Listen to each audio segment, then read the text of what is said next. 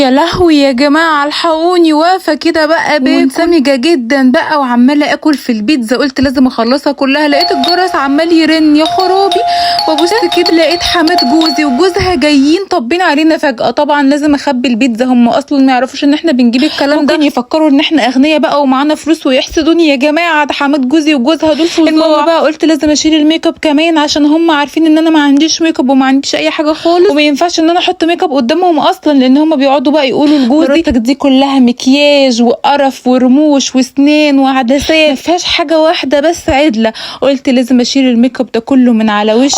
بيقعدوا يتريقوا عليا ويتكلموا مع بنتهم عليا ويتكلموا مع جوزي عليا، لازم اوريهم ان انا قمر ولهطه قشطه من غير ولا نقطه ميك اب. لو وصلتي للحته دي ما تنسيش تعملي لايك وتقولي لي ايه رايك بقى في الروتين بسرعه كده جدا قبل ما افتح لهم الباب. ما انا يا جماعه سايباهم واقفين على الباب، حماد جوزي وجوزها دول لازم يتعلموا الادب. انا بقى سبتهم واقفين على الباب وقعدت اشيل المكياج كده زي ما انتم شايفين بسرعه قبل ما هم يدخلوا، علشان خاطر لو شافوني حاطه مكياج هيعملوا لي مشكله كبيره جدا مع جوزي وممكن توصل لا قدر الله للطلاق بعد الشر الله اكبر يعني. المهم بقى قعدت اشيل الميك اب كده واشيل الروج واشيل كل حاجه عشان ما يعرفوش ان انا عندي اي حاجه خالص. وجبت بقى السكراب كمان بتاعي وقعدت اعمل سكراب لبشرتي كده. سكراب ده ساقع كده بالنعناع، يا خراش على جماله وحلاوته يا جماعه.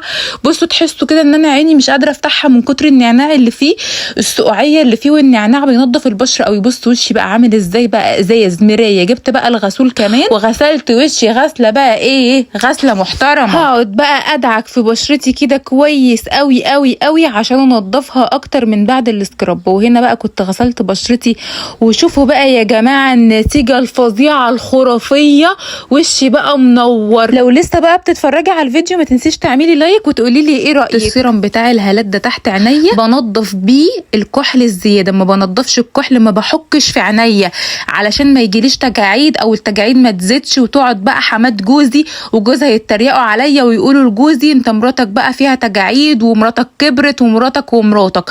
وجبت السيرم بتاع التجاعيد والتصبغات بتاعه البشره والخطوط التعبيريه ودعكت بيه بشرتي كويس ورقبتي. واوعوا تنسوا رقبتكم وتقعدوا تسحبوا كده على بره، بصوا عكس اتجاه الجاذبيه علشان خاطر تشدوا وشكوا شده حلوه كده ويبقى شكلكم سنكم صغير ووشكم مشدود وبيلمع كده. وطبعا يا جماعه انا مش حاطه اي فلاتر والحسنه اهي باينه اهي منوره.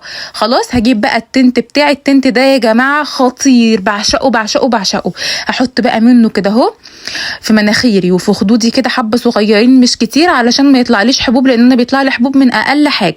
وكده يا جماعه انا خلصت خلاص. هحط مرطب اخر حاجه. ابتديت بقى كده ان انا اوزع المرطب زي ما انتم شايفين، ويا دوبك اقوم افتح لحماد جوزي وجوزها علشان هيكسروا الباب علينا بجد. انا مش عارفه ايه ده. سامعين يا جماعه؟ سامعين الجرس؟ عمالين يرنوا الجرس بطريقه مريبه. المهم بقى ايه، احط كمان بتاع الهالات ده كده حبه صغيرين عشان يبان ان في لمعه كده ونضاره تحت عينيا. وبس كده انا خلصت بقى يا جماعه. قولوا لي ايه رايكم. هقوم افتح بقى الباب علشان خاطر ما اتاخرش اكتر من كده. وما تنسوش بقى تعملوا لايك. باي باي، بحبكم قوي.